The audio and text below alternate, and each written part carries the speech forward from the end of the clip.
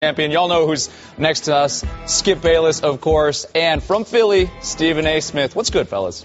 Wait a second. What's going on? Do you have that Romo jersey on underneath that brown shirt of yours? Oh, I think you do. Please. I think you're testing I it haven't today. Skip Bayless, I have not purchased it. I'm not even worried about it. I have no concerns with it. Please. Yeah. Please. You wear it. That's right. I will know wear what it you Monday. do. You I own will wear it one, Monday. and you wear it in the privacy of your home because you are a closet Cowboy fan. We all know.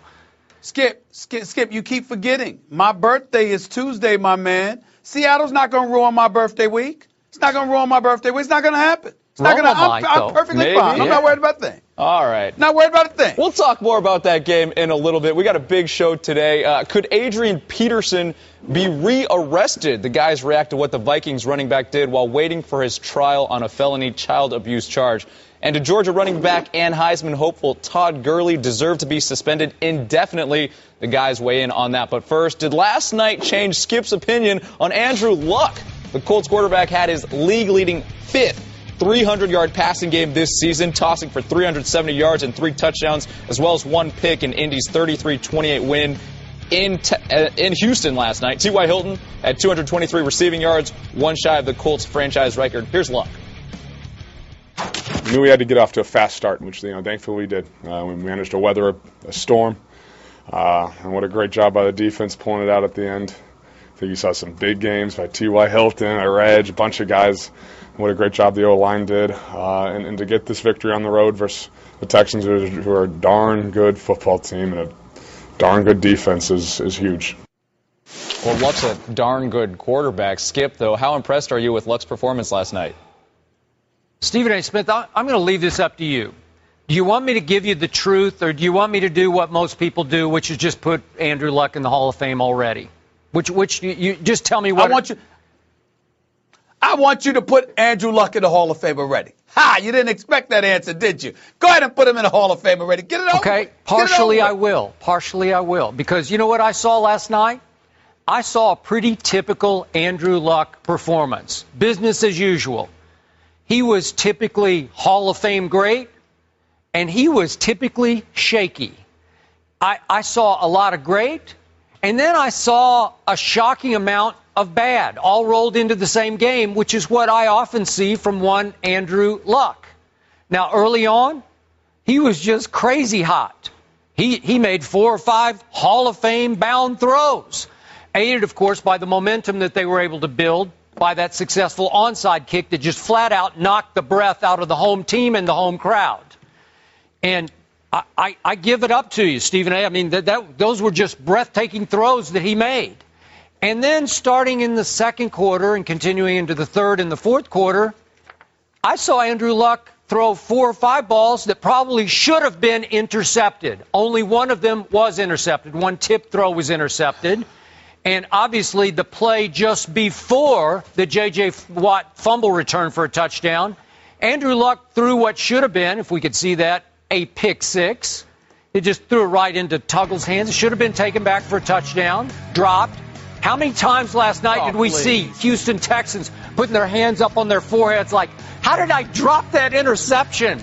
Because Andrew Luck is going to throw you 4 or 5 possible interceptions nearly every game, which is why he threw 7 interceptions in 2 postseason games last year.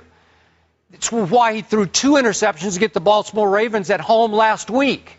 I'm going to say this again because I first guessed this. When Andrew Luck was at Stanford, I second guessed, or I should say first guessed, the fact that his release point got awfully low because he delivers passes from a little bit of a low rider crouch. And it drops his release point from his 6'4" height down to about a 6'1" height, which makes him vulnerable to passes tipped at the line of scrimmage.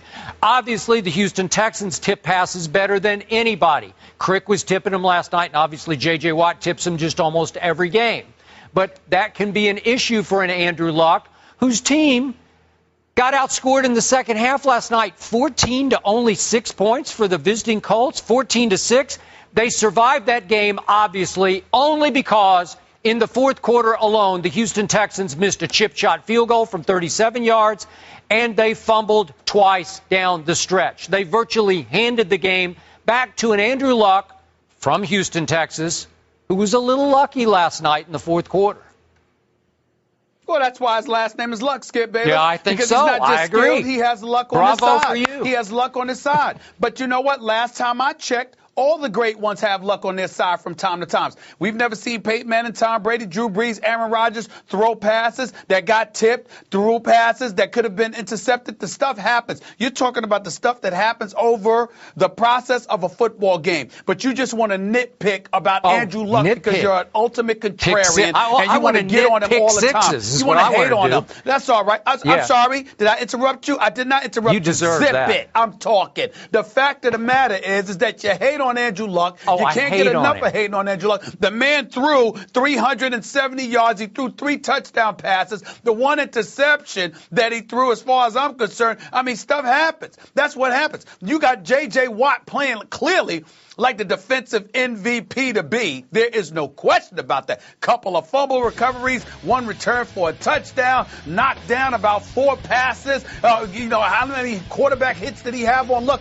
J.J. Watt was absolutely positively sensational. And if Jadeveon Clowney is going to be a semblance, just a speck of what we anticipate he'll be, that will make them even more formidable. There is no doubt about that. But when you look at the greatness of Andrew Luck, and he is approaching greatness, there is no question about that in anybody's mind that isn't a contrarian. I don't want to hear this stuff about, the release is not high enough and all of this other stuff. I'm not saying you're wrong. It's a little over your head. I'm saying don't tell me that. I'm not saying that it doesn't matter on a day like today. Don't give me that over my head nonsense just because I disagree with you. I'm a prophet when I agree with you, but I'm in over my head when I disagree. Oh, stop it. The fact of the matter is you're hating on Andrew Luck. You won't give him the props that he is due. You always got to couch it, and you do this all the time. You did it with LeBron. You're doing it with Luck, and who knows who else will be on your hit list. This is what you do.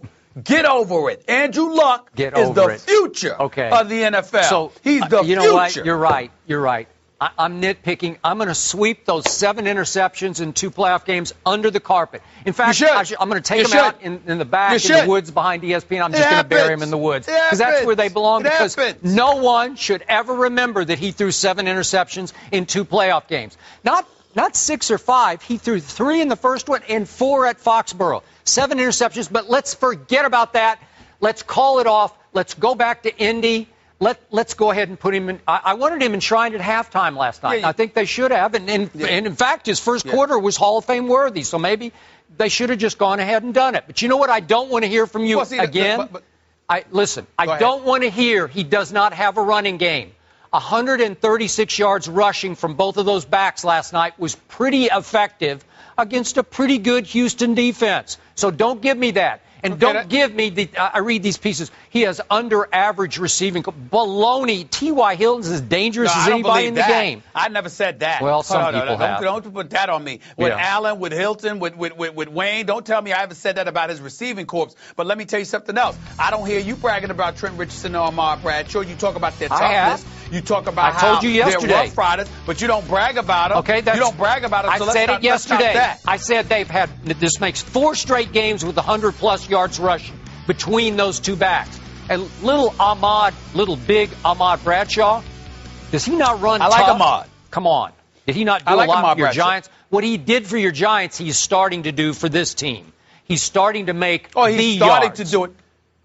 He's starting to do it, but we didn't see enough of that last year, and we didn't see it at the beginning of the season. But I give Ahmad Bradshaw credit. I like him a lot, and he's tough. Trent Richardson is underachieved. That's just the fact of the matter. But the point is, I know they both can play. I got faith in them. I'm just saying it hasn't materialized as of yet. But in the case of Andrew Luck, I'm not even saying to ignore the 7 interceptions that you point to last year. The problem is not that you bring it up. It's not in the fact that you bring it up. It's a fact. And you're right to do it. And you're right to be a little bit reticent on anointing him, as some would eloquently state it. But in the end, What you try to do is use that to define him. And that's what I'm saying is unfair to Andrew Luck. Andrew Luck is better than that. He does far more good than bad. And he is approaching greatness. And he is the future of the NFL, even more so than your guy RG3, who we both like. And you need to just give him props for that. I said he made 4 or 5 early Hall of Fame. Is that not hyperbole? Please. Hall of Fame throws? No. I don't know how much more hype I can bestow upon a man. No. That's a slick answer that you give to the American public. Oh, yeah. You are talking to your boy Stephen A, who knows you. What you do when you do that is you're setting it up to knock him down. Oh. When you engage in that kind of hyperbole, that's what you do when it comes to guys that you want to hate on, and you know it. All I know is that I neglected to even mention in all of this topic we just did that Andrew Luck entered the game last night tied for the NFL lead in interceptions. That's all. I wasn't going to mention it, but he forced me to. He was also had the number 1 passing attack. How about that? Did you mention that? Did you mention that? I don't have to. Everybody else does. No, you didn't mention it. You didn't mention it because you didn't want to. That's why I call you a slickster. Yeah. All right, let's move on to the next topic. Andrew Luck is 13-2 in his career against the AFC South. So from number 12 to the 12th man, the Seahawks host the Cowboys this Sunday. The Romo coaster always been a bumpy ride against Seattle. The Seahawks are 17-1 at home since 2012, and the defending champs are a gaudy 8.5-point favorite, according to the Westgate Las Vegas Superbook. All that led to a bold statement from Stephen A. If the Cowboys win this Sunday, I'm going to roll up in here Monday with a Tony Romo jersey. Oh, wow. Go out on the limb. I want you to go way out on that limb. I said it on national television. That's how sure I am. Of course it was gutsy. Yeah. There's no way that the Cowboys are winning Sunday. A couple days later, Stephen A., how confident are you that you won't have to wear a Tony Romo jersey? Supremely confident. Not concerned at all. Mere bag of shells. They're going to go to Seattle, and they're going to get beat up. It's just that simple. DeMarco Murray is not going to be able to run the ball but so effectively against this Seattle Seahawks defense. This Seattle Seahawks defense is rife with a level of intellect that is unrivaled in the NFL as far as I'm concerned. Defensively, they will show up, and they're going to recognize that the Dallas Cowboys are going to have to throw the football in order to beat them because they're going to take away the running game. As a result, the ball will be put in Tony Romo's hands. And when that happens, I don't know whether it's going to be an interception or whether it's going to be his back issues or whatever. All I know is that the Seattle Seahawks will shut it down. They will win this game Sunday. They will win it convincingly. I am not concerned in the slightest. The Dallas Cowboys are not coming back to Dallas with a 5-game winning streak. It ends right here, right now. Dallas will be in the loss column. Something along the lines of 30-20. 30-20? After all that buildup, all you got is 30-20? You're going to give Tony Romo 20 points? Seriously? Yeah, sure. Have why some not? guts. I'm in a good mood. Have the courage of your convictions. Good mood. Listen. You're a little afraid is what I hear. I said they will win. I am under no obligation to do what you want me to do. I will do what I want to do. This is what it is. Oh, is that all you have? After all of that, you do that every single week. Shut up. Stop it. The fact of the matter is the Dallas Cowboys are going to lose this game on Sunday. They will not win. I'm guaranteeing you they will not win. Or I will come up in here Monday. I will have on a Tony Romo jersey, or I'll have on that with a Dallas Cowboys baseball cap. Matter of fact, I'll do you one better, Skip, because here's the deal. I'll be back in Bristol for my birthday. I'll wait until Tuesday and put on the cowboy outfit on my birthday. That's how sure I am that I'm not going to have to do it, because that would absolutely ruin my birthday. Trust me, I'm not worried about it in the slightest. Not even a little bit. Dallas is not winning this game because they're not going to be able to run the football. Seattle will shut that running game down, and as a result, they will have to throw. And when they have to throw, Tony Romo will come through for me like he always does in big moments. When it's called upon to deliver the goods, he ain't going to be able to get it done. Okay, I'm about to test your confidence. It's just that simple. Here's what I want to know. Can we change the bet a little bit here? How about give me 8 points for a jersey? How about that? Seattle has to win by 8 or more. Seattle has to win by 8 or more for your jersey, for you not to wear a jersey. How about that? Let's do the point spread. I mean, do you have that much confidence? Okay, fine, no problem. No problem? No problem. No problem. We got them on? No problem. Oh. No problem. Okay, 8 points. You've got it. Seattle has to win by 8. So they got to win. They got to win by 8 or more. Otherwise, I have to wear the jersey, even if they win. But there's by less than 8. That's what you're telling me? Yes. Yes. All right, sure. No problem. We got that on record. Problem. Is that on tape? No problem. On tape. Okay. No problem. No problem. Right. Mere bag of shells. Okay. Mere bag of shells. Here's what I think about this game. I'm going to tell you first why I think Dallas has a shot to win this game. I'm going to remind you that the Seattle Seahawks had to play in the Eastern time zone just last Monday night. And Pete Carroll decided not to fly home immediately after the game.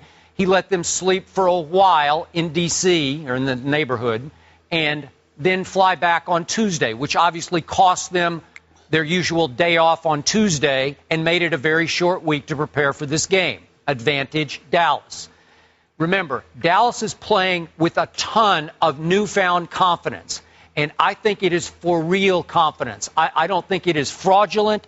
I don't think it's fictitious or fickle kind of confidence. I think it is for real. And Tony Romo's confidence is definitely legit because over the last 4 games, Tony Romo has the second best QBR in football to Phillip Rivers, and he is tied with your man, that bad man that is Aaron Rodgers, just over the last 4 games. And I'm going to go second-level stats. Romo's hot zones so far this year have been to his left and down the middle, mostly to Jason Witten.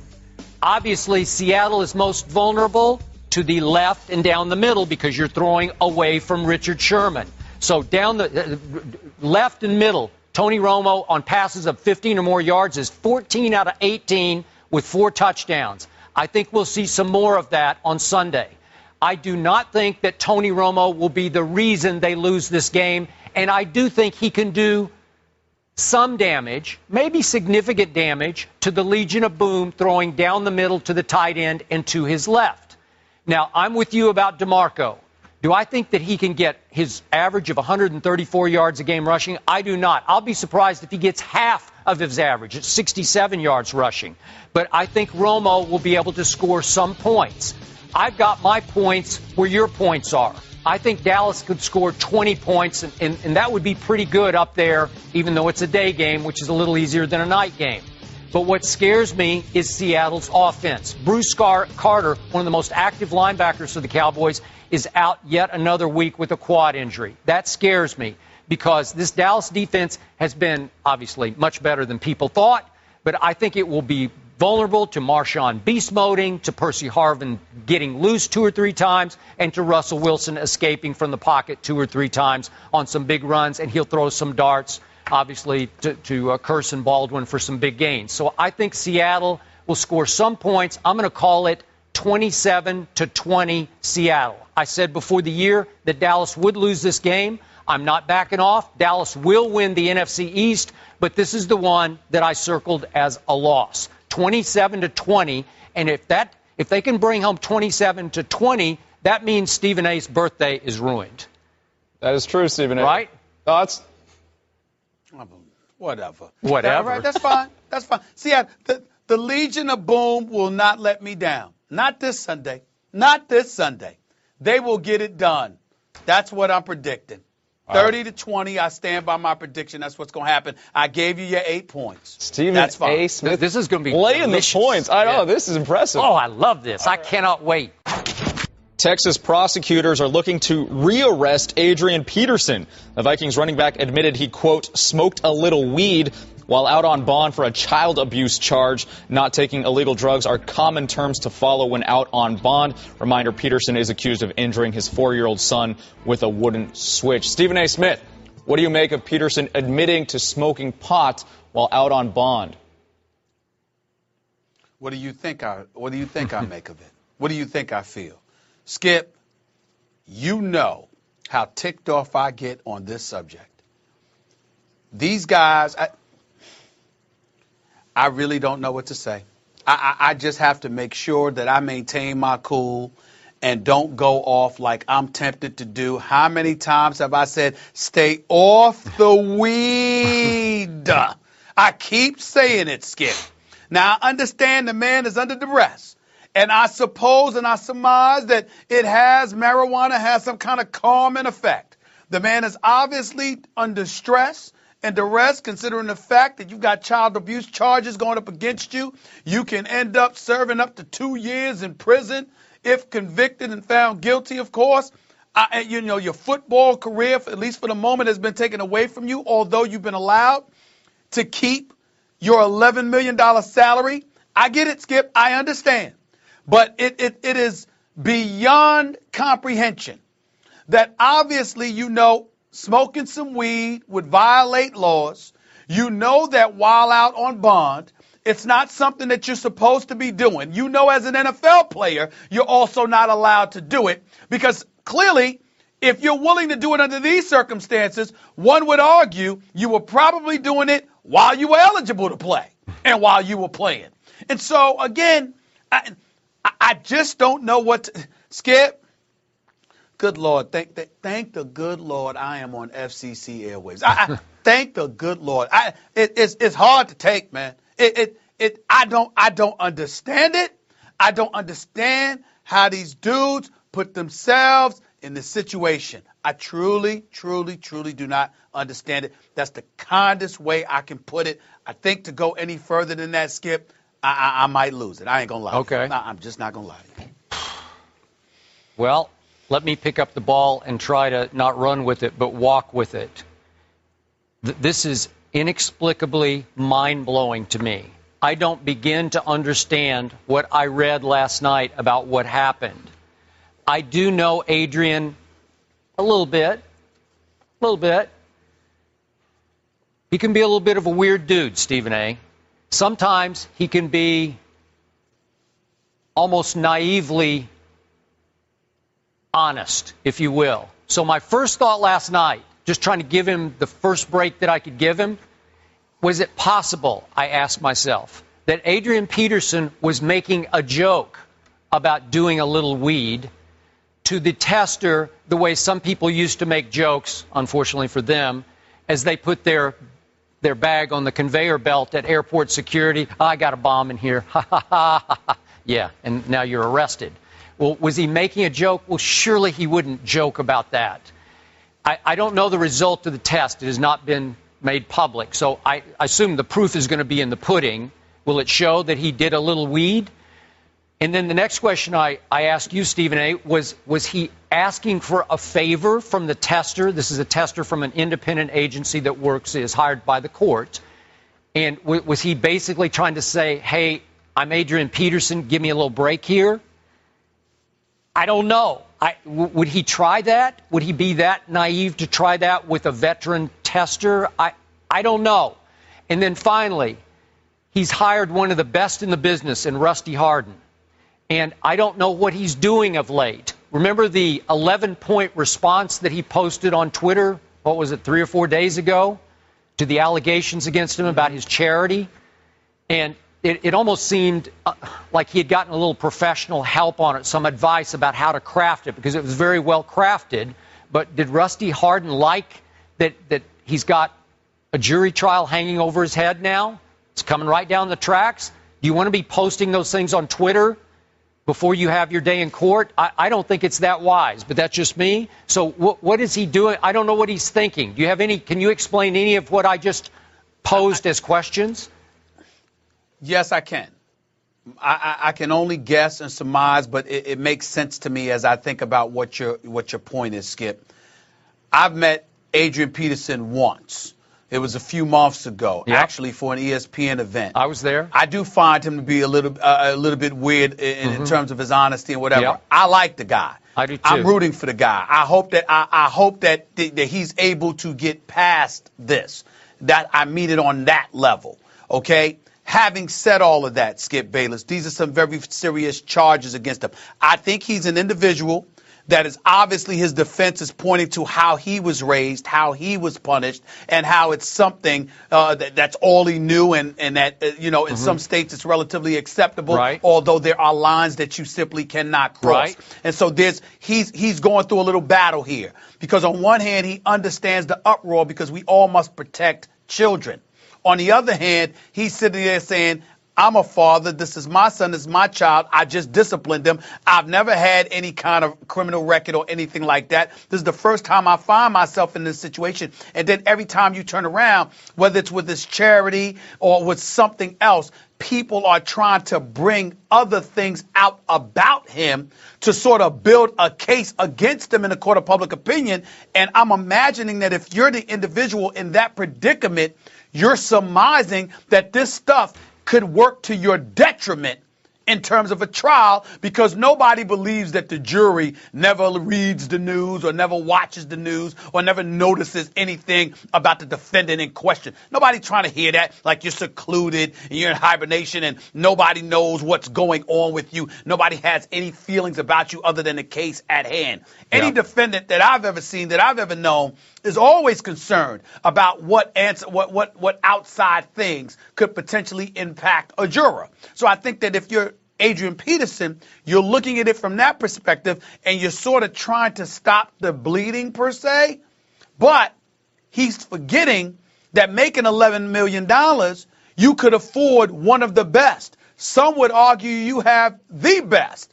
Therefore, it would behoove you to defer to him on all matters right now, because the one in question that really matters is a criminal case against you for child abuse that could land you behind in jail. Yep. So as a result of it, he should be listening to Rusty Hardin. He doesn't appear to be doing that. I sort of understand why, from the perspective that if you believe that you're innocent or that you're being wrongly accused or excessively accused, and other people are bringing stuff up that has nothing to do with the case to sully your name and your reputation, and therefore influence potential jurors to vote against you, you might be concerned about that, and that might make you act out of turn. That's the only thing that I could come up with. Okay, so to sum this up, help me out here, because I'll be the first to admit I don't know all that much about court proceedings.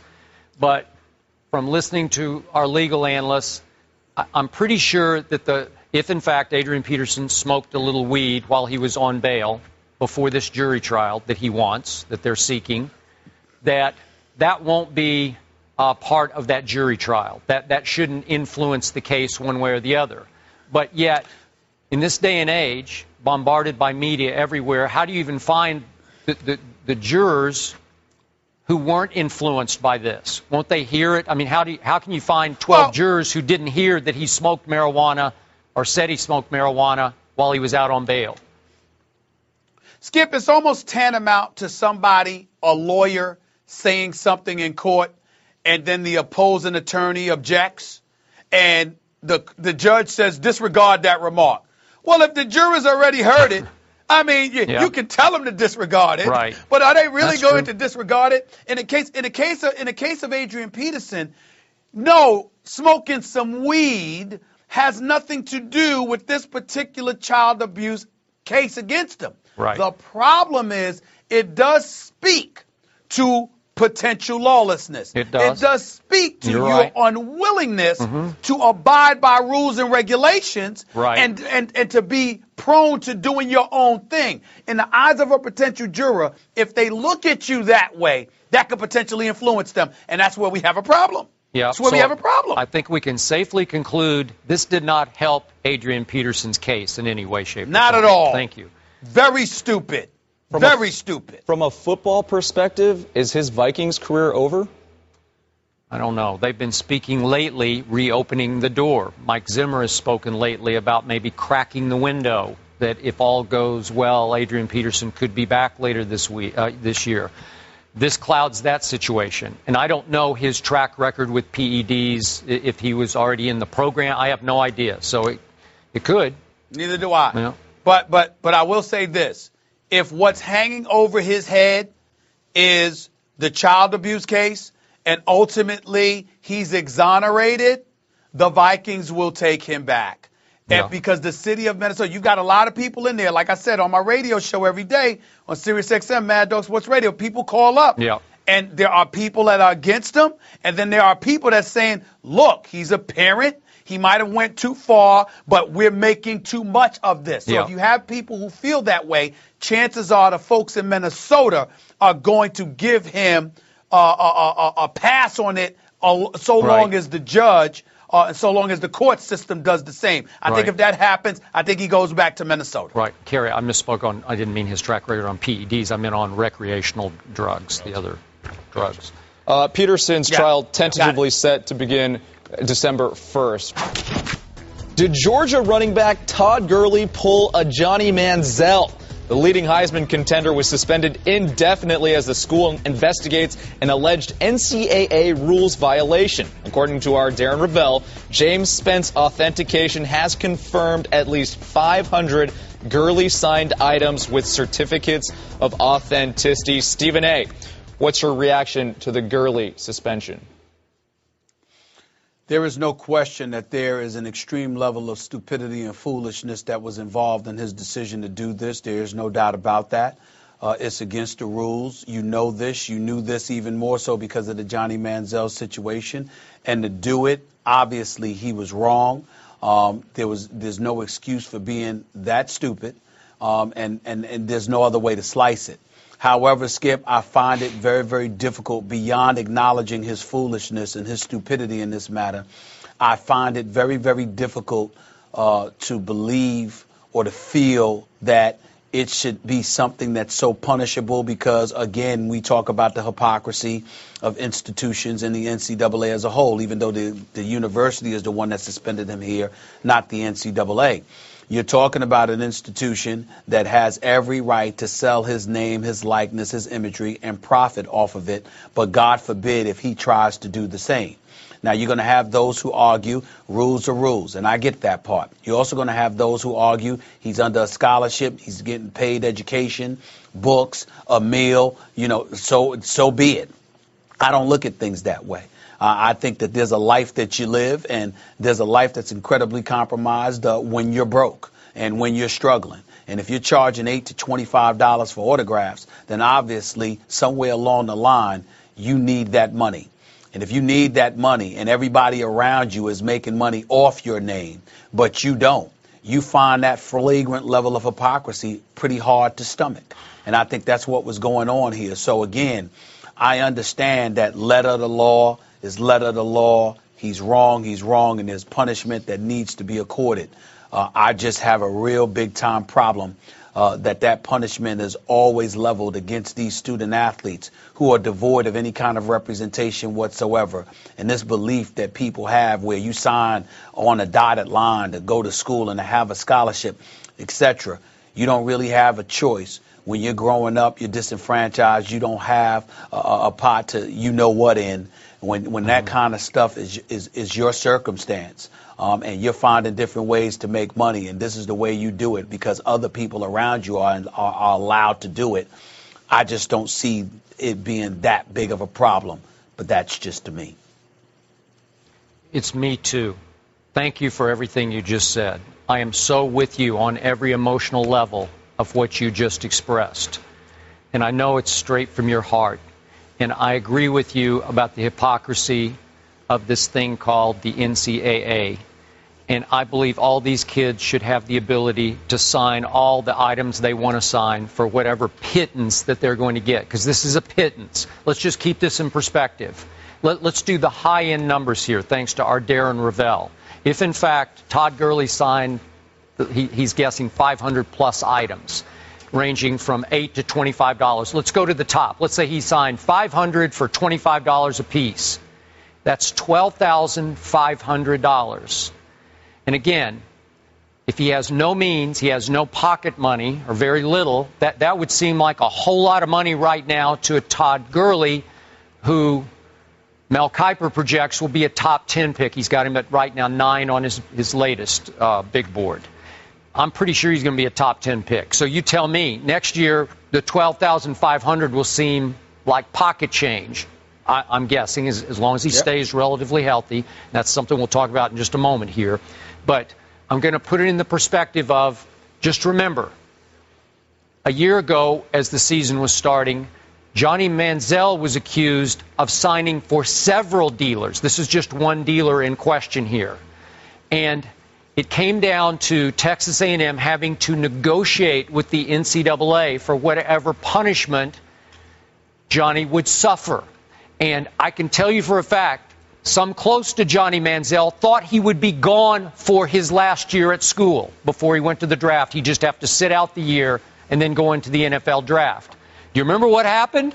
He got suspended for the first half of the Rice game. The first half of the Rice game, that's it. And I'm pretty sure, by all accounts, that Johnny signed many more items than Todd Gurley stands accused of having signed right now. So I don't get, Stephen A., why Georgia jumped to the conclusion that it had to immediately suspend Gurley indefinitely. That's their choice. They did it. Maybe they know far more than we're able to know right now. Maybe he's caught so red-handed that they felt like they had to self-police, self-punish. I don't know what's up. But A&M held out. A&M negotiated, and A&M got off almost scot-free, I thought, last year with just the first half suspension. So, big picture here. Silver lining. Can we assume that Todd Gurley just lost the Heisman? I hope, yes. I'm assuming that he just lost the Heisman. Okay, now back to our hypocrisy point. Okay, I'm almost relieved for him right now, because what is his big issue that he faces on the field? It's durability. He's always getting beat up this way and that way. Runs hard. He's a supreme talent, almost a freakish talent to me. But the healthier he can stay for the NFL, the better for him. I'm just hoping he shuts it down the rest of the year. Says thank you, but no thank you. I know he wanted to win one for the Gipper at Georgia, win it for the school and all that. That all sounds good, but who cares at this point? Just shut it down. Be a top 10 pick. Try to be as fresh as you can for the NFL when you can earn your money the right way. Hey, listen. If I remember correctly, A.J. Green got suspended for 4 games in his collegiate career for a similar matter. I think he's doing just fine in the NFL. If I'm Todd Gurley, clearly you don't owe anything to the University of Georgia, because they're looking out for themselves by jumping the gun and suspending you in this fashion. So, listen, you're talking about the NCAA, who negotiated with Texas A&M, who held out on behalf of Johnny Manziel and only ended up getting him a half a game suspension. Georgia jumps the gun, suspends Gurley indefinitely. By the way, his name being raked through the coals, discussed nationally, obviously for his foolishness. But now his name is sullied to some degree and what have you, and who knows how that would affect his draft status. If I'm Todd Gurley, I don't play another game for Georgia. Yep, I get myself ready for the NFL draft. I walk out of school today, I clean my dorm room, and I skip town. I get the hell out of there, because the bottom line is this. The university has shown they're not willing to stand by him under any circumstances whatsoever. They're willing to cut bait and protect themselves. He should do the same. Okay. Final point. As you eloquently stated to start, the rule is still the rule, and I'm with you on that. He broke what I think is a bad rule. I'm starting to wonder if we're going to see almost all-out mutiny by star college players. They're just going to flaunt it and just say, oh, heck with it, I'm going to sign these items, because this is so different than getting paid to sign with the school or perform for a school. That's virtually untraceable, as you know, where if a booster gives you straight cash, it's hard to bust that booster or that school. But in this case, Stephen A., you want to talk about level of stupidity? When you sign these items, you're actually distributing hundreds and hundreds of pieces of evidence that can incriminate you. You signed the item. They're going to be sold all over the country. Well, aren't you going to get busted? Well, Skip, you know what? And then that puts us in a position that maybe, just maybe, we may need to modify our positions in terms of labeling it stupid or foolish. Maybe it's defiant. Maybe it's defiant. Maybe it's a player saying, y'all do this all the time. I'm sick of it. Sure. So I'm going to do it. That's happening. I'm with you. Because you clearly don't have anything to hide, because what can you hide? You're clearly not doing it. No. You're like, wait a minute, I need this money. Yeah. Y'all ain't going to give it to me. Right. I'm going to go get it. I don't give a damn what you say. That's what right. they're doing. Yep, and I think it isn't the last kid that's going to do this. Interesting. Gurley does lead the SEC, ranks third in the FBS in rushing yards per game, 154.6 yards, so obviously he's very good. It's always sunny in Philadelphia when the Eagles play the Giants, and both teams are above 500 because since 2009, the Eagles are 5-0 in that scenario. But Philly's coming off of a shaky win against the Rams, while Stephen A's G-men coming off 3 strong consecutive wins. Giants and Eagles this Sunday. Right now, we welcome to the desk ESPN NFL analyst Mark Schlereth. What's up, Stink?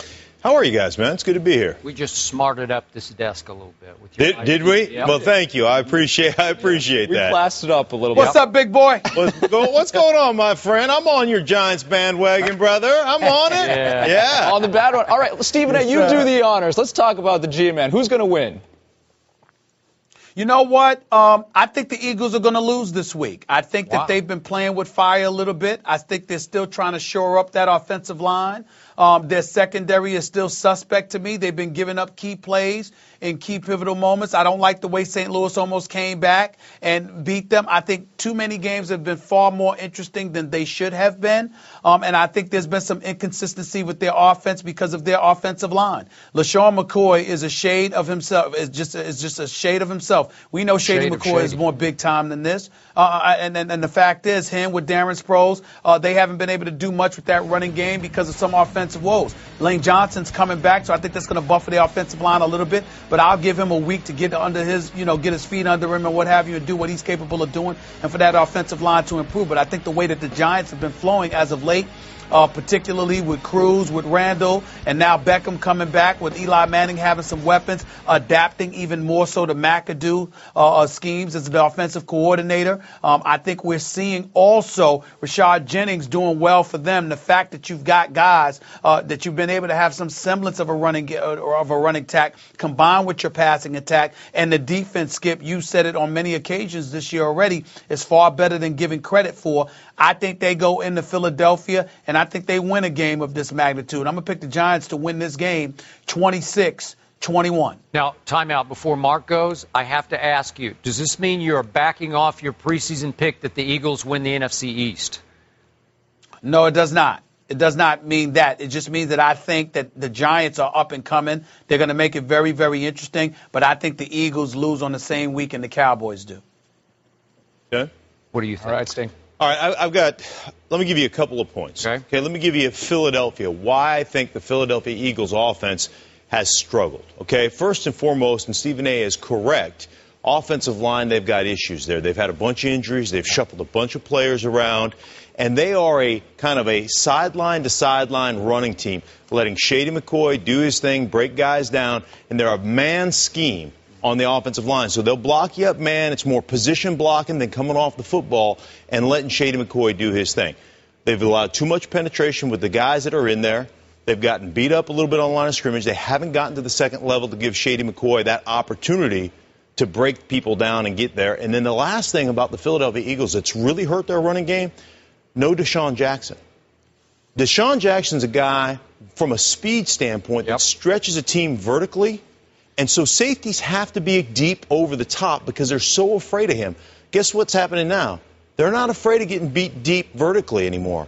So now safeties are rotating down in the running game, depending on the side they go to, and they are flying down there to get involved in that running game and stopping the run. So there's nobody essentially assigned to those guys. So they're just out there having tackling practice right now. And you've seen it time and time again, the effect of not having a real speed guy in that offense, coupled with that struggling offensive line, has really hurt them as an offense in general, especially in their running game. And then as far as the Giants are concerned, quickly, I've been so impressed with Ben McAdoo, the offensive coordinator, essentially looking at his New York Giants, that football team, and assessing their weaknesses and saying, you know what, we're not very good at X, Y, and Z, but we can be really good at A, B, and C. And I'm going to stick to A, B, and C. What does that mean? He knows they can't drop back like they used to, 7-step drops with a couple of hitches and let Eli Manning stand back there because he'll throw picks and he'll get knocked around. So they've gotten that 3-step drop, 5-step drop, get the ball out of your hand, put it on the receiver, give him a chance to make somebody miss, get yards after the catch. And Stephen A. is right. Even though Jennings is going to miss this weekend, I believe, with the injury. I'm pretty sure he's out. Yeah. Right. Yeah. He's been phenomenal. Williams has been great running the ball. I mean, they have run it exceptionally well. So they know what they are as an offense. I've got the Giants as well. I've got the Giants in a 3-point game beating the Philadelphia Eagles. This puts me back on the hot seat because every time 3 people at this desk pick what would be a mild upset, it would just be the Eagles are 3-point favorite at home, so it's a pretty close game. But every time 3 people pick an upset, the home team's going to win that game. So now I'm going to have to go with my original instinct. I'm with you guys on this. I love what the Giants have been doing. I do not love it that they're without Rashad Jennings. But that little Andre Williams from Boston College, not bad. Yeah. I like his nose for the holes. You know, he's got that knack. I like his poise for a kid. He punished some guys, too. He punished people. Yeah. So Eli Manning, when I thought it was almost safe to write him off after yet another, the 3rd year of leading the NFL in interceptions, those first 2 games were stinkers. The last 3, he's as on fire as anybody in the league. His QBR is 90 the last 3 games, 8 touchdowns to 1 interception, and here they come. And by the way, need I bring it up too early here? No matter what happens to Dallas at Seattle, a week from Sunday, the New York Football Giants go to Jerry World. So that'll start to tell some tales, too. So this whole division is going to start to reveal itself here pretty quickly. But I do not like the way the Eagles have played. They have been outgained each of the last 3 games. Yet they're now 2nd in points scored in the National Football League because the special teams and the defense keep scoring touchdowns. I don't know how. Maybe that's a really good thing because you've seen teams just get hot on special teams and defense, and just the momentum of that carries them through a whole year. But their offense, by Chip Kelly standards, has been to me, a huge disappointment so far. In regards to the special teams touchdowns, the defensive touchdowns, I've always said those are like bananas. They come in bunches, and when they dry up, they dry up. And you got to throw them out. So my concern is eventually they dry up, and what's your offense doing? Your offense better get back on track because, what is it, 2 touchdowns offensively in the last 2 weeks, something of that nature? Yeah. I mean, they just haven't been very good. So they've got to be better, and they've got to balance that out a little bit. Okay, so Eli suddenly has go ahead, Stephen A. No, what I was going to say is this. With Jennings being out, obviously, and I forgot about that, but with Jennings being out, that compromises things just a little bit for the New York Giants because you're talking about an Eagles team that's 24th against the rush. Now, they're 28th against the pass, 29th against the pass, 28th overall. You can pass on this team, but those quick drops, the 3-step drop by Eli, getting rid of the ball, it's worked effectively for him. But the one thing the Eagles do have, at their disposal, Schlereth, is they have speed on the defensive side of the ball. Sometimes I wonder whether or not they can tackle better. Sometimes they do tackle well. Sometimes you look at them coverage and you're saying, what the hell's going on here? Other times you look at them, they seem to be doing a good job. It's just absent of consistency. But in the end, to me, I know the Giants could throw the ball on them, but it's primarily because you had to fear the run with Jennings. If you don't have to fear that with Jennings, you could be compromised if you're the New York Giants. But I'm still going to go with them in this game because it wouldn't surprise me at all if the Eagles won up at MetLife Stadium and the Giants win here in Philadelphia because they've certainly done that before. And the way that they're flowing right now, the Eagles are hell-bent on convincing everybody they're not going to lay back in the zone. They're going to apply the pressure. They're going to put pressure on Eli Manning. They're not going to sit back like they did against Austin Davis last week. My attitude is if you sat back against Austin Davis or if you let Austin Davis torch you when it really counted, what you going to do against Eli Manning? I've got to believe that the Giants could win a game like this. Okay, I'm going pretty high score. I'm going to go 30-28 visiting team Giants. Are you going up? I was in the mid. I was like 27-24, something of that nature. Yeah. All right. And what do you got, Stephen A? I'm going 26-21 because, I'm sorry, if I do it would be like 26-23. It's something in that range, but I'll stick with 26-21. I'm concerned that the Eagles are still not going to be able to run the ball. Shady McCoy has got to get going, but it's not really his fault that he's not. It's that offensive line. Once they get that offensive line together, I think the Eagles will be just fine. But until they do, they're not going to be able to run the ball effectively enough, and I don't think you're going to beat the Giants if you can't run the football and you're just relying on Nick Foles with Macklin and Riley and Cooper and those boys. Okay, last quick question for Mark. Yeah. Right now, who wins the NFC East, just from what you've seen? Wow. Right now, I like the balance and the totality of the New York Giants. Wow. As a football Here we go. team. I think defensively, the bandwagon is rolling. Right. I think that defensively they're vastly underrated for what they are. I've been saying that all year. Yeah. Those Eagles banana's going to dry up. As he you has. Said. Yeah. I like what you're saying. Skip has been saying that. Skip has been saying that all year long about the New York Giants. Trust me, I picked the Eagles, but nothing would make me happier than to be wrong that my Giants win the division. Wouldn't bother me. Everybody at the desk so long likes as it's the not Giants. the Cowboys. Giants this weekend. All right, Eagles just 3-4 at home against divisional foes over the last 3 seasons. ESPN Radio. With the action on the court, the diamond, or the gridiron. Comes alive. The NBA. The San Antonio Spurs are the world champions. Major League Baseball. The Boston Red Sox have won the World Series. The new college football playoff. The Seminoles have completed the perfect season. You're home for the best in sports play-by-play. ESPN Radio.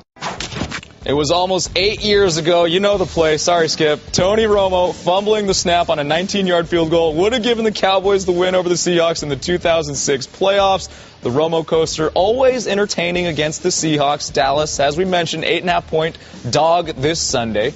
Right now, of course, at the desk, ESPN NFL analyst Mark Slater. You're just shaking your head already. Well, because you can see how slick that ball is. And, you know, the kid who sent the ball in admitted that he sent in a slick ball. The ball boy? Back then, when they were taking the ball out of the hands of the kickers, I used to actually work the balls before games with our equipment staff, and they're so waxy. If they get wet, I mean, they are as slippery as you can imagine. So we would spend 20, 30 minutes with rags and brushes getting all the wax on each ball, 20 or 30 minutes per ball. They were giving to the referees, and the referees were just wiping them down once. Doesn't get the wax off of them. You could see. That ball was waxed. You could see how waxy that ball was. I'm so sad. I'm so sad for Tony Romo. My heart goes out to him. Can somebody give me some Kleenex tissue, please? Yeah. The ball was slippery. Yeah. Really? Those kicking balls stop it. Just stop They're it. bad, Stephen A. They're bad. Yeah, I'm not saying they're not bad. I'm saying I don't want to hear this excuse 9 years later about Tony Romo. Yeah, I don't want to hear and you know what's happened every time you picked against them this year? You've gotten waxed. What are you talking about? I picked San Francisco to beat them on opening day. How about New Orleans? That's the only game that I picked the Dallas Cowboys to lose other than the San Francisco game. I think there was another one that you picked against. All right, guys, let's focus. Who else did they play? Let's focus. Oh, let's go back to Dallas and Seattle. Stink. Okay. Any chance Dallas wins? Oh, certainly. There's always a chance. I mean, first and foremost, the one thing you look at is the way they're running the ball right now. They've taken a lot of the responsibility off the plate of Tony Romo, which I think is a great thing. You know, I always hear, and this is quarterbacks and offensive coordinators that say, hey, you know, 8-man box. You hear this all the time, analysts talking about 8-man box, you got to check it to the pass. No, you don't. If you know how to run against 8-man box, you can bring 9 guys down. If you know how to run against it, boy, you can run against it. You can gash it, and that's what they've done. There are so many times when Des Bryant is one-on-one at the X receiver with a cornerback, no help over the top, and they got an 8-man box expecting to get checkout. No, we're running it. We take it out of Tony's hands. We're going to call it. We're going to run it. They've done a great job with that. If they can run it consistently, and the thing you have to understand about Seattle, you can't go sideline to sideline. You can't run wide zone on Seattle. The speed of their linebackers and their safeties on Phil, it's just they are too fast to do that against. Their corners are tacklers too. So you've got to run really between guard and center. If you can power run the football through those gaps, then you can have some success against the Seahawks. The one team that's gone up there recently, last year, was the Cardinals. They threw 3 picks, and they still won that game because they had some nice power run up the middle. They kept the offense of the Seattle Seahawks off the field. Now, the thing you have to understand about that is the one advantage you have as an offensive lineman is snap count. You go up there in that crowd noise, that advantage is taken away from you. So you're a little bit late off the ball. That's the hard part about playing up there. But if you can run it consistently, you've got a chance to win this football game. Okay, so if DeMarco Murray is averaging 134 yards a game, just give me some round number. He winds up with this Sunday in Seattle what? Can he run? What he needs to have, he needs to be 100. 100? Yeah, around 100 for them. You realize they're number one against the rush. I know that. That's where they need to be. Now, a lot of times it's because they're ahead and people quit running on them. And and up there in that crowd noise, man, it's a difficult place to play a football game. So yeah, I mean, I understand where they are, but I'm telling you, you can't get Scott Linehan, their offensive coordinator, play caller. You can't get to the point, by the way, who was my college quarterback. Yeah. You can't get to the point where you're like a 2-yard gain. You look at that and say, uh-oh, we got to quit. You know what? You got to pat your guys on the back and say, we're going to keep feeding you those 2-yard gains, because eventually, if we can stay in this thing, those things become 8, 10, 12-yard gashes, and that's what we need to have. He needs to get that 100 yards, but will DeMarco Murray get those 100 yards? I really don't think so. I mean, I think I would be, listen, I'm at a point right now, this is a real telltale sign game for me with the Dallas Cowboys. If they can go up there and meet the Seattle Seahawks physically, just go toe-to-toe with the Seattle Seahawks and play even a close game, it's going to tell me a lot about what this team is. I would be more surprised if that is the scenario than them getting beat by 3 touchdowns. 3 touchdowns, it wouldn't shock me a bit. Them going in there and playing the Seattle Seahawks tight and matching them physically and being in that game at the very end, that would shock me more than getting beat by 3 touchdowns. So you are leaning toward a blowout. So yes. Just lay it on the line. Gut feeling, the score will be? 30... I'm going to say 34-17. 34-17. That would render Stephen A. Smith jersey free on Monday. And I'm looking at his face right now. Or Tuesday. Or Tuesday. Birthday day. Or Tuesday. Yeah. Yes, exactly. Here's the bottom line, y'all. In order for the Dallas Cowboys to win this football game, they have to run the football. Not just to score, to move the chains, and to keep their defense off the field. Because right now, even though we talk about the Legion of Boom and how lethal they can be, etc., we know without Bryant, without Clemens there any longer, depth is an issue, particularly on the defensive line. And when you consider that, obviously, the belief is that maybe, just maybe, you could wear them down, even though they've got the #1 rushing defensive attack. I look at DeMarco Murray. You've got, what is it? I mean, like 130 of Dallas's 163 carries on the ground, which is #1 in the NFL in attempts. You've got the second rushing attack in the NFL if you're the Dallas Cowboys with DeMarco Murray accumulating 670 of their 800 yards rushing on the ground over these first few games. But if you cannot run the football and you need to move the chains, you're going to have to get Tony Romo to throw. You combine that with the fact that Garrett said, we're not going to avoid Richard Sherman. We're going to try to attack him. That should be music to his ears. The way I look at it, so let me get this straight. You're going to try to run the football. That may not work.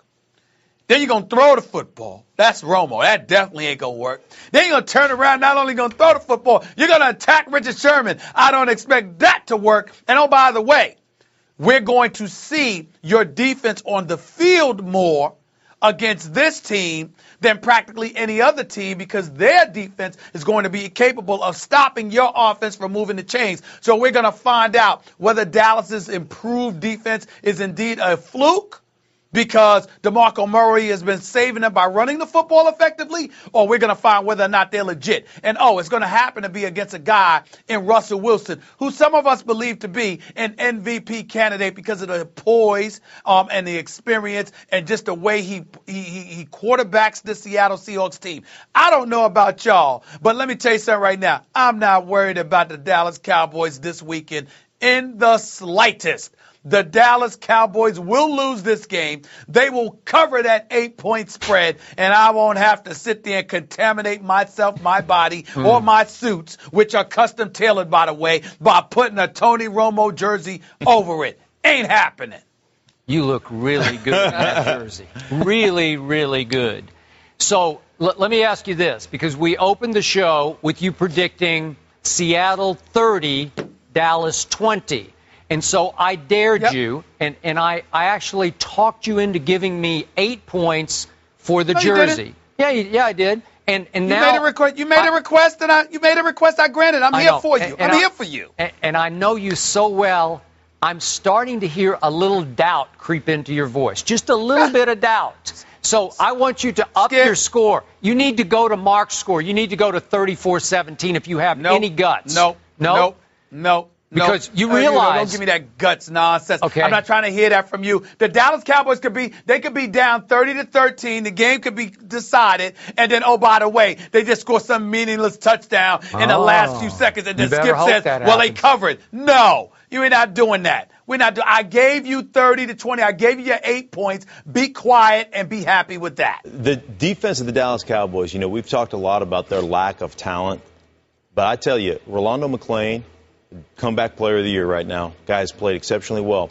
But Rod Marinelli. Yes, he has. Rod Marinelli is a coach of the year candidate, coaching that defense up. Everybody talks about the Tampa 2, cover 2 scheme. This is a blitzing team. They run a ton of stunts up front. And they were exposed a little bit last week with a team that ran some great zone stuff with Arian Foster. When you start stunning your defensive line and you start blitzing your defensive players and personnel on run scheme blitz stuff, boy, you get out of that gap a little bit and you run a great zone system, which Tom Cable, the offensive line coach up there in Seattle, they have a great zone system. You're in deep trouble because those become 40-yard gains. Those become. But he got 159, I believe, 57 last week, and Houston managed to score 17 points. So that's still pretty good, right? Right. Well, but Houston's quarterback is Ryan Fitzpatrick. Thank you very much. Yeah. It could have been Johnny Manziel, and we might have had a whole different topic. It may have been. That could have been. It could have been. Okay, Stephen A. Smith, I'm going to give you this much. Yes.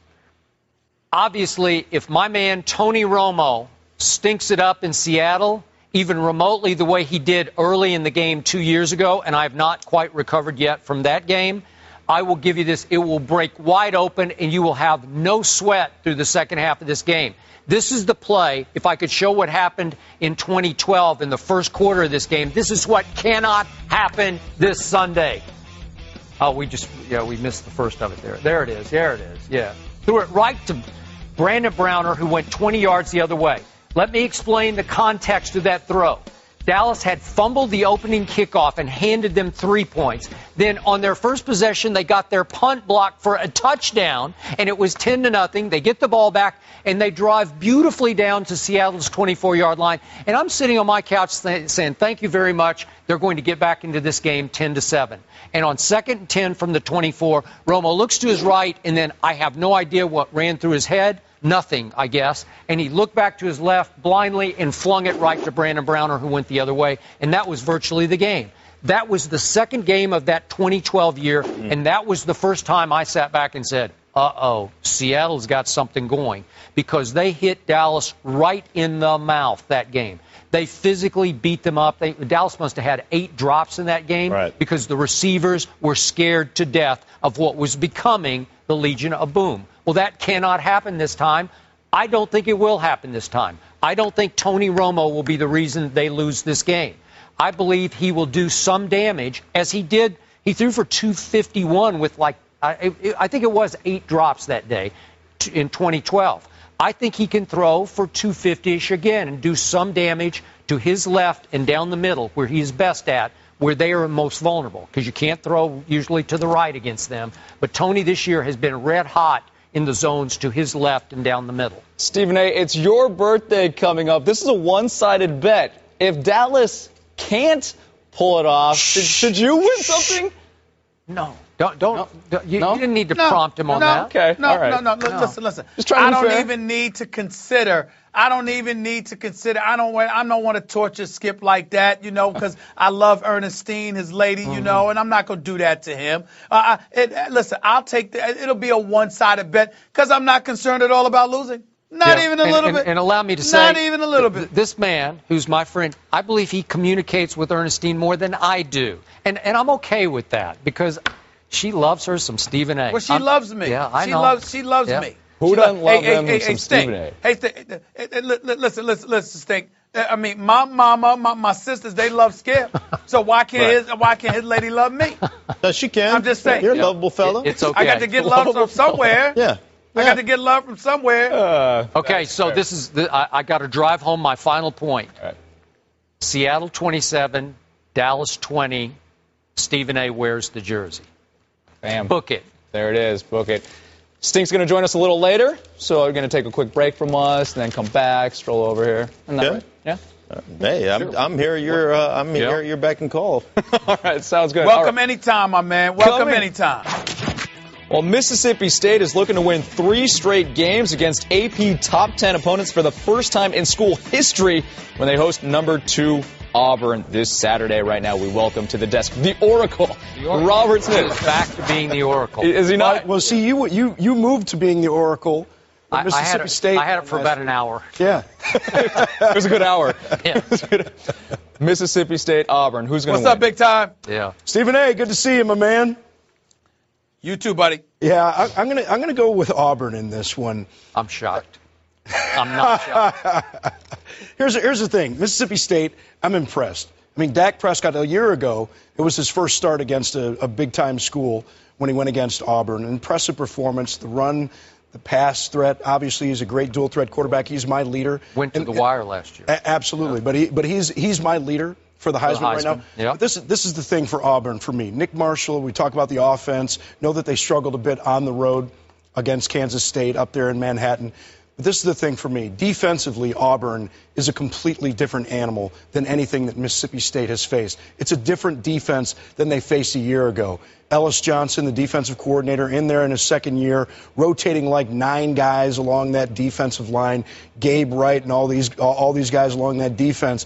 I think that they're going to give this Mississippi State offense fits. So I think that's going to be the real difference for me. And Mississippi State, and I know that we look at the score and we look at the team that they're playing. Consider the drops for just a moment. Now, by our numbers, Texas A&M had 9 drops. By their numbers, they said 11, possibly 13. I don't know what the possibly was, but either way, Texas A&M, they had their opportunities against this Mississippi State secondary. I think Auburn makes those catches with Coates and Duke Williams, the junior college transfer, and Auburn takes this one. Like by what? I think it's going to be close. I think I have it 31-28, somewhere in that range. Okay. Stephen A., what do you got? I got Mississippi State winning this game 33-28. I believe that being on their home turf is going to help them, and I understand what you're saying. If this game, Robert, was at Auburn, I would feel differently. I would be right there with you. But I think it being on the road, it being hyped, them getting the notoriety, with Dak Prescott being your leading candidate for the Heisman Trophy, probably everyone's right now, considering what happened to Mariota with Oregon, considering what now has happened to Gurley. I just look at his ability to run the football. And then you've got this defensive coordinator you were alluding to, who obviously had to deal with Tim Tebow in the past, alluding to how Dak Prescott runs in between the tackles. So when you look at him and his ability, particularly in short yardage situations, to be so effective, I think Mississippi State is going to be able to move the chains. I think they're going to be able to do some things against Auburn. Not to say that Auburn is not going to be able to do the same, but I think especially in a college atmosphere, when you're on the road and when a team is up and coming, I'm usually waiting for that first game to see how they react once they've accomplished and acquired the limelight. But in light of how I saw them perform a couple of weeks ago, what they're capable of doing with Dak Prescott being able to do some of the things that he can do, I'm thinking him along with Josh Robinson and the crew, I think they find a way to get it done. I've got Mississippi State winning this game 33-28 on their home turf. Had it been at Auburn, I would think differently. But on their home turf, I think it's going to be too much for Auburn to overcome. Here the tie break. Here we go. Stephen A. Smith, am I right you're a big fan of the Iron Man movies and the Iron Man comic books? Yes. Yes. Tony Stark, right? Tony Stark. Starkville. In Starkville. That's right. In Robert Downey Jr., great actor. Thank you. In Starkville, Mississippi State will be Iron Men this Saturday. I am so intrigued. I cannot wait for this matchup because I've been saying for really a month now that this year's Mississippi State is last year's Auburn. Remember how they came from nowhere and everybody's saying, oh, they'll lose, and then they kept surviving by miracles, minor miracles, major miracles. Kick six in Georgia, and the Georgia. Yeah, it was unbelievable. Miracle on the Plains. Mississippi State has that thing going, and I'm hoping, maybe against hope, I'm not sure, but you know Jamion Lewis is their best receiver. He could not play against A&M. Now, they're saying he's a game-time decision. He has been tweeting and Instagramming like, I'm coming, this is the big return, and I don't know whether to trust it or not. He might be trying to deke the opponent. I have no idea. But they do need Jamion, even though their stable of receivers looked pretty good, I thought, against Texas A&M. So, listen, I have so much respect for little Nick Marshall. Is he not a slick playmaker? Oh, yeah, he is. Hey, he can make people miss, and when you least expect it, he will make a throw where you say, where did that come from? And that quick release that he has. Throw? Yeah, exactly. Yeah, a former high school point guard who plays like a point guard. In the run he made against LSU, and by the way, I was so wrong about LSU because I thought Leonard Fournette was going to be Adrian Peterson. Not yet. Hold the phone on that one. But Nick Marshall made a late run against LSU, made the safety just look like a fool. He can make plays. He will make plays. But Dak is my leader for the Heisman also. And, I think he's, and remember, this Auburn team, now I'm not comparing Dak Prescott and Jake Waters in any real sense, saying that they're the same athlete. Jake Waters is a pretty good athlete, pretty good dual threat quarterback for Kansas State, and Auburn was able to shut him down. Now, offensive Auburn had trouble against that Kansas State. Whoa, if you're not comparing them, Robert, what you bring them up for? Okay, I'm comparing them. You got me. I'm comparing them. All right. I really like Jake Waters. Yeah. But he is not Dak Prescott. Okay. This kid is big and strong and mobile, and this team is playing with his confidence. He's carrying this team, and Josh Robinson can sting you too. So I think if Jamion can play, it's going to be a shootout. I'm going high score here. I'm going 31-30, Mississippi State. Okay. We're all right in that same range. That's the element, Robert, Skip, that's the element about that I liked about Mississippi State watching them. They seem to want the moment and want to seize the moment. They don't seem like the kind of dudes that's going to shrink beneath it. Yep. That's what I like about them. And Auburn played for the national championship and was 13 seconds from winning it. So they like the moment, too. They kind of do. All right, we got more games to talk about. I know, that's fair. So Robert likes Auburn. They had Trey Mason, though, Robert. And the fellas like Mississippi State. Let's stay in the SEC West, another matchup of top 15 teams. Number 3, Ole Miss, travels to College Station, taking on number 14, Texas A&M. Who you got? I like Ole Miss in this one. And I know this one's going to surprise you, too, Skip. You know, everybody talks about regression to the mean. I expect Texas A&M to progress to the mean. They're not going to have 9 drops this week, but still, this Ole Miss defense, particularly this defensive line, is absolutely fierce. And I think what we saw last week from Kenny Hill is that when he's under pressure, like most quarterbacks, he gets flustered. He flushes out of the pocket, and he makes some bad decisions. I agree. That's what we saw. I think we'll see that again.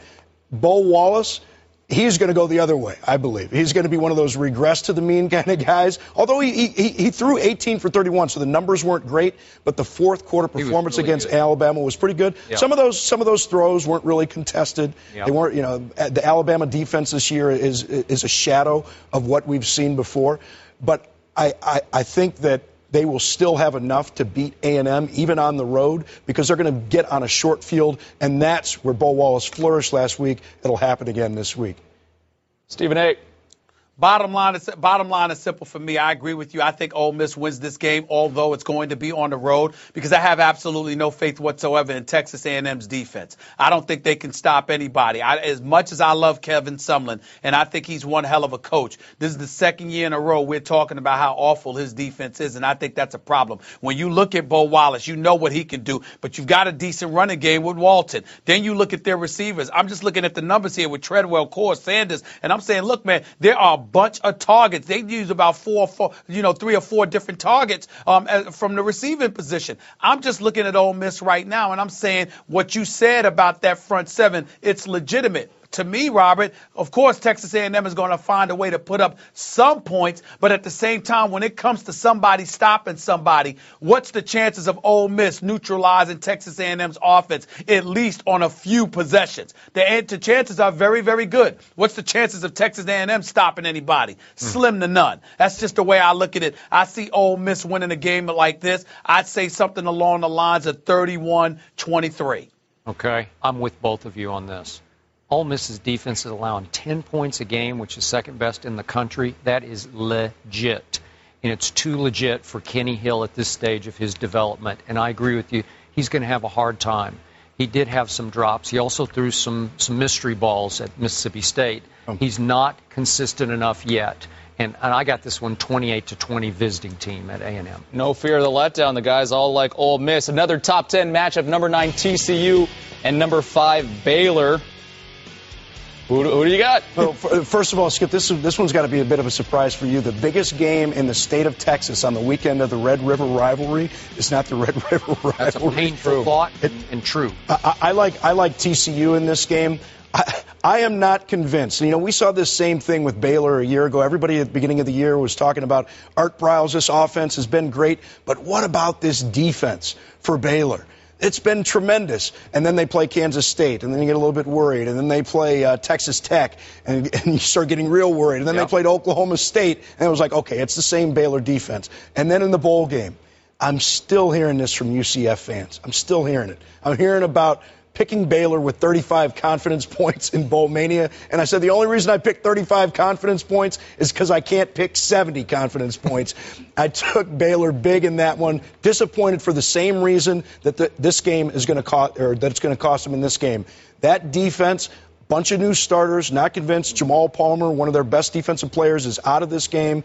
TCU and this offense are for real. I thought Matt Jokel coming in from A&M would be the starter with this new system that Cumbie and Meacham are running, these co-offensive coordinators. Trevon Boykin has been tremendous. He's tremendous. Great athlete. Yeah. He's a converted defensive guy. He's a lot of fun to watch, and I think against this Baylor team, a Baylor team that had Bryce Petty struggle against that Texas defense a week ago. They got the run game going. They're not going to run on TCU. I think they're going to have trouble here. TCU takes it. TCU. Stephen A.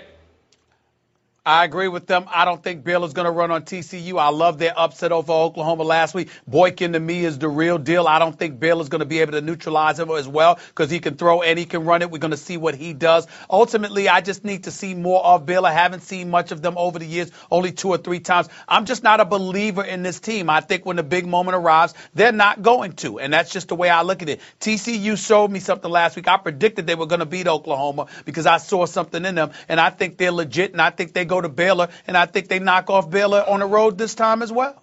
And I will make it unanimous. Oh, wow. I'm going with TCU. Listen, Bryce Petty cracked the transverse process in his back, and he has not been the same since. And last week, he was 7 out of 22 for 111 yards. Last year at TCU, he threw 2 pick sixes in that game. I think they have his number. And I think the number of this game is going to be 33-27 TCU. And remember, TCU was the #1 defensive foe against Baylor a year ago, held them to 370 yards, which very few people do, and that was when their offense wasn't anything like what it is right now. TCU's offense wasn't anything like what it is right now. Guys all like the Horned Frogs. All right, one-word answer, Alabama, Arkansas. Alabama. Pretty adamant. His is going to be 2 words. Yeah, I agree. I agree. Stephen A. Roll Tide! Sounds about Okay, right. if you get 2 words, I get 2 words. Alabama, barely. Oh, okay. All right. Good stuff. Robert Smith, the Oracle, always a pleasure. Always a pleasure to be here, guys. Gostowski waits. This will be a 35-yard kick straight on. The snap by Aiken, the spot by Allen, the kick by Gostowski, sailing to the uprights. It is good! And the Patriots take the lead with 5 seconds to go. The last time the Patriots played in Buffalo, they needed that Stephen Gostkowski 35-yard field goal to escape with the win. The Patriots are 20-1 against the Bills since being shut out 31-0 back in 2003. Patriots fresh off a 43-17 blowout of the Bengals. All signs point to a Patriots win, but could this be a dangerous game? Mark the One Schlereth joining us. I like that. All right. Mark, is this a dangerous game for the Pats? Absolutely. I mean, the Bills, there's a reason the Bills decided to sit E.J. Manuel. And it's not just because he wasn't playing well. It's because they looked at the rest of this division and say, guys, we got a legitimate chance to win this division. I mean, you look at them right now, the way they run the ball, their offensive line is pretty good. They've got some great weapons at the receiver position. Defensively, this team is really legit. They rush the passer. They had 6 sacks last weekend. against Matt Stafford. A bunch of those guys with just four-man rushes. They collapsed the pocket. They're looking at themselves like, we could win this division. That's why they went to Kyle Orton. Now, Kyle Orton wasn't great last week, but the one thing about him, he'll keep you on schedule. He'll give your receivers an opportunity to catch the ball and make plays with the football in their hands. He had the one pick six. He got baited into that. It was a great defensive play. I tip my hat to the defense of the Detroit Lions because they tricked him into that one.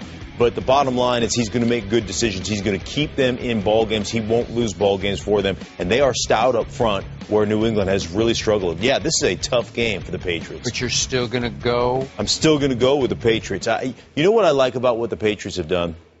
They've gotten back to kind of what they were several years ago. They went back to this two tight ends. They traded Logan Mankins away, and everybody goes, oh, no, Logan Mankins. And, you know, I understand that because he was their, I'm not going to say he was their best offensive lineman. He is not what he once was, right? But he is kind of the bell cow. He's kind of he brings the nasty to that offense. But they've gotten back to that two tight ends, running the seams with Wright, with Gronkowski. Gronkowski looked better last week. He looked like he's starting to come back from that ACL. He's starting to get confidence back in his body. But they control the middle of the football field with their two tight end formations, running those seams and putting pressure on that defense, open up some one-on-ones on the outside. That's where they're at their best. And those two receivers are what Tom Brady has comfort and trust in. Edelman and those two tight ends, everybody else you can scrap pile them because he doesn't trust those guys. It's those three guys that he believes in. And those are the guys that are going to get the majority of the footballs their way. Stephen A. I will say this. Even though I think that New England will win this game as well, Tom Brady will need to trust somebody other than Edelman and Gronkowski for this team to ultimately be what we all aspire for them to be. Kimbrell Tompkins is gone. You still got Dobson. You still got LaFell up in there. Vereen and Ridley are capable of doing some things for you out of the backfield. The offensive line showed up last week, as far as I'm concerned, for the first time. We'll see if that continues. Obviously, being a divisional game in Buffalo, if New England had been strolling along, I actually might pick Buffalo to win this game. But because of the way New England was struggling up until this game, Sunday night against Cincinnati, I don't think that they're going to relinquish that momentum so soon, so quickly. I think this will be a tough game, but I think ultimately because of the weapons that they have, you can't convince me that Kyle Orton is going to beat this improved New England defense with Darrelle Revis continuing to look better and better every week with Vince Wilfork and those boys still back there. I'm just of the mindset that Buffalo's not going to be able to produce the points necessary. Remember, they were down 14-0 before coming back and beating Detroit. So that means you essentially struggled to score 17 points against the Detroit Lions, which is no small fluke. I understand that. But I just think that the Buffalo Bills will end up losing a game like this. I'm going to pick New England to win 26-21. Wow. Stephen A. and Mark, as a Patriots supporter, this game scares me to death. I got that little voice in the back of my head saying Buffalo's going to win this game, but I just can't go there. I have respect for Buffalo, and you made the point. I think they stepped back a week ago and said, hey, we can win this thing. They're now 3-2. They have allowed the fourth fewest points in the National Football League. They're tied for first in sacks, and we know that New England's had their issues with the offensive line and protection. Those two kids played great on Sunday night, but this is a whole nother level of attack. Marcel Darius is out, man mountain, just moving people. He leads them already with 5 sacks. They got 17 total. So Brady will be under siege. Stephen A. listed all these weapons and failed to list the one that I think is essential on this day at this stadium. Stephen A., do you remember the opener last year and we showed the footage from it? You know who took the game over at receiver for the New England Patriots? A guy in his first game with the Patriots named Danny Amendola. Remember that guy? Long since forgotten. Yes, I do. He caught 10 balls in that opener a year ago at Buffalo. The little man came up huge in the fourth quarter of that game and was the focal point of that drive that led to the game-winning field goal. It's time for him to reemerge. He caught 1 ball against Cincinnati. It was a big ball for a first down on a third down play. It's time for him to come to play and for Tom Brady to trust him a little more.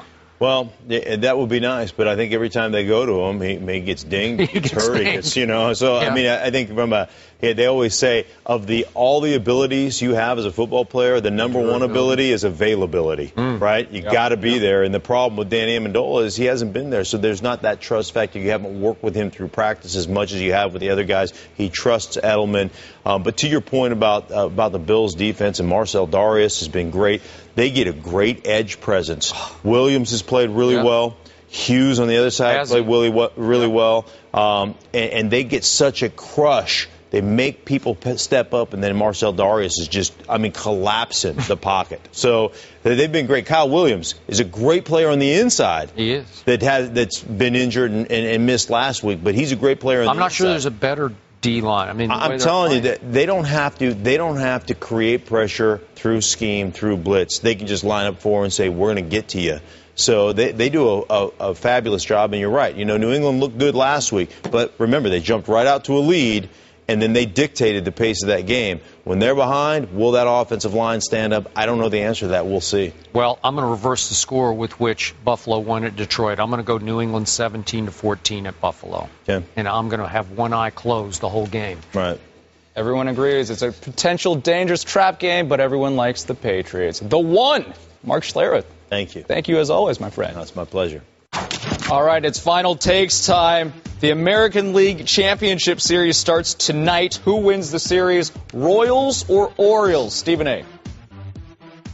It's almost blasphemous for me to say this, Skip Bayless, because I love my man Adam Jones for the Baltimore Orioles, and Buck Showalter is clearly a better manager. But I think the Cardiac Kids in Kansas City, with that bullpen with Herrera and Wilson and Holland to close out the 7th, 8th, and 9th, could be too much for these power-hitting Orioles. I'm picking Kansas City to win this series. Well, I'm going to be blasphemous, too. I'm going to go with you on this. The Orioles are the better team. The Orioles won your division, that AL East, by 12 games over your Yankees. But in these baseball playoffs, sometimes the hotter team is the team to go with, and Kansas City is crazy hot. I'm going to say that the Royals somehow, some crazy way, win it in 7 games. KC definitely abused my Angels. All right, the National League Championship Series starts tomorrow night with Game 1. Who wins that series, the Giants or the Cards? Absolutely love Mike Matheny. I think he's an exceptional manager. I love what I've been seeing from Carpenter and the crew, but I'm going with the San Francisco Giants in this one. Bruce Bochy is an exceptional manager. Posey and those boys can get it done. And even though St. Louis comes on strong, I just look at San Francisco as a team that I think is going to pull out this series. I'm picking them to win in 7. I am not picking them to win. These are two teams that do know how to win postseason games, but I say the St. Louis Cardinals will figure out how to make one more big little play than the Giants. Looking forward to this, but I'm going with St. Louis in 7. All right, to the NFL, Cincinnati, a 6.5-point favorite at home against Carolina. Stephen A., who wins? I'm going with the Cincinnati Bengals to try to make amends for how they looked on Sunday night, the abomination that they were, how embarrassing and pathetic that they were. And I'm not sold on Carolina's offense. Defensively, I know how legit they are, but I think on the road in Cincinnati, it's a little bit too much for them this time around. I think Carolina loses this game. Maybe I'm still a prisoner of what happened last Sunday night, but I'm not sure that Cincinnati can pick itself back up off the mat in time to win this game. And no A.J. Green. I think Carolina's finally back on track. I'm going to go with the upset here, 24-23 Panthers. All right, Falcons a 3-point favorite at home against the Bears. Stephen A., who wins? Oh, my goodness. I guess it would be nice for me to pick the Falcons, even though their offensive line is in shatters. I just refuse to believe that they're as bad 2 years in a row as they appear to be. And I have no faith in Jay Cutler whatsoever. I'm going to pick the Falcons to win this game on their home turf, something like 31-29. You know what? This is lesser of evils here. Both teams have really struggled, but I think it's going to be a Devin Hester game in which he rises up and shows his old team how much it misses him. So I'm going to go with Atlanta 24-20. There it is. Hey, fellas, we're all done. Thanks so much for having me for the last few days. For Skip Bayless, Stephen A. Smith, I'm Kerry. Ciao! Thanks for listening.